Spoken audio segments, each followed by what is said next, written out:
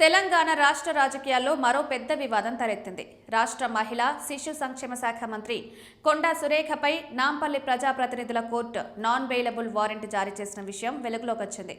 ఇటీవల BRS working president కేటీఆర్పై అభ్యంతరకర వ్యాఖ్యలు చేశారనే కారణంతో ఆయన పరువు నష్టం కేసు దాఖలు చేసిన సంగతి తెలిసిందే.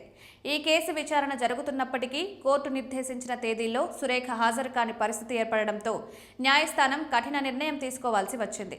సమన్లు జారీ చేసినప్పటికీ విచారణకు హాజరు కాకపోవడం న్యాయస్థానాన్ని ఆగ్రహానికి గురిచేసింది.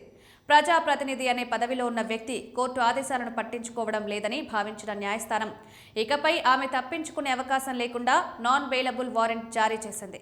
ఈ ఆదేశాలను వెంటనే అమలు చేయాలని సంబంధిత పోలీస్ శాఖలకు సూచనలు పంపింది.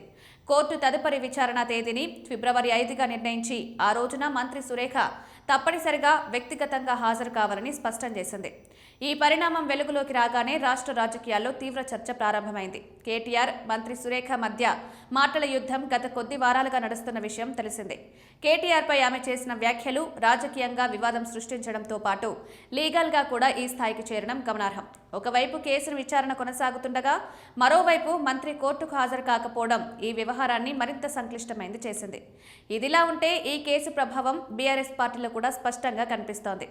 మంత్రి సురేఖ గతంలో బీఆర్ఎస్ ప్రభుత్వంపై కొన్ని కీలక నాయకులపై చేసిన వ్యాఖ్యలు ఇప్పటికే పార్టీ అంతర్గత విభేదాలను పెంచాయి. ఇప్పుడు కోర్టు వారెంట్ జారీతో రాజకీయం మరింత వేడెక్కింది. రాబోయే రోజుల్లో ఈ కేసు రాజకీయంగా ఎంత దూరం వెళ్తుందో, మున్ముందు నేతల మధ్య పరిస్థితులు ఎలా మారతాయో అన్న దానిపై విశ్లేషకులు నిశితంగా దృష్టి పెట్టారు. నాన్ బెయిలబుల్ వారెంట్ ఒక మంత్రిపై జారీ కావడం చిన్న విషయం కాదు. ఇది ప్రభుత్వం, రాజకీయాలు, న్యాయ వ్యవస్థ మధ్య కొత్త చర్చలకు దారితీస్తోంది.